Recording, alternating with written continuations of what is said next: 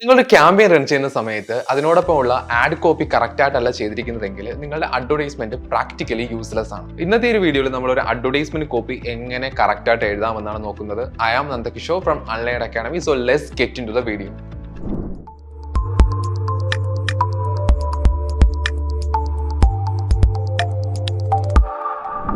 നിങ്ങളുടെ അഡ്വർടൈസ്മെന്റ് ചെയ്യുമ്പോൾ ആ അഡ്വർടൈസ്മെന്റ് 20% മാത്രമാണ് അഡ്വർടൈസ്മെന്റ് കോപ്പി. പക്ഷേ ആ അഡ്വർടൈസ്മെന്റ് റിസൾട്ടിനെ 80% സ്വാധീനിക്കുന്നത് അഡ്വർടൈസ്മെന്റ് കോപ്പി തന്നെയായിരിക്കും. ആദ്യം നമുക്ക് ഹെഡ്ലൈൻസിനെ കുറിച്ച് സംസാരിക്കാം.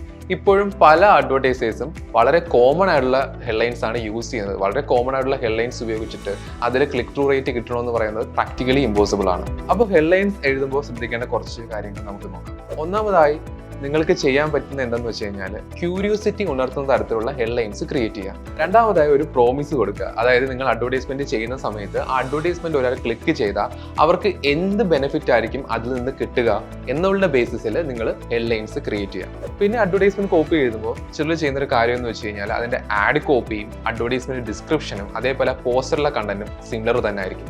ഇങ്ങനെയാണെങ്കിൽ നിങ്ങളുടെ ബിസിനസിനെ കുറിച്ചിട്ട് കൂടുതൽ യൂസേഴ്സിനെ അറിയാനായിട്ട് ഒരിക്കലും സാധിക്കത്തില്ല.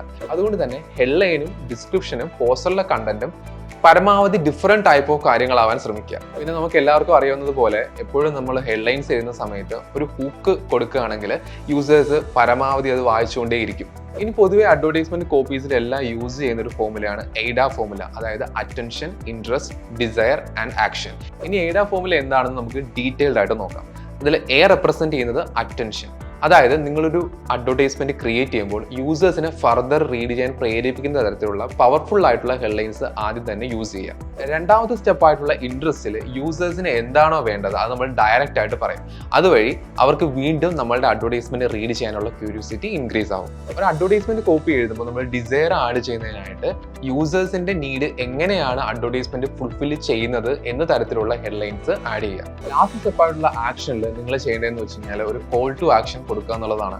അത് യൂസേഴ്സിനെ ക്ലിക്ക് ചെയ്യാൻ പ്രേരിപ്പിക്കുന്ന തരത്തിലുള്ളതായിരിക്കണം. ആഡ് കോപ്പി കറക്റ്റ് ആയിട്ട് എഴുതുന്നതിനെ കുറിച്ചുള്ള ഈ ഒരു വീഡിയോ നിങ്ങൾക്ക് ഇഷ്ടപ്പെടുമെന്ന് വിചാരിക്കുന്നു. For more related content please subscribe our channel.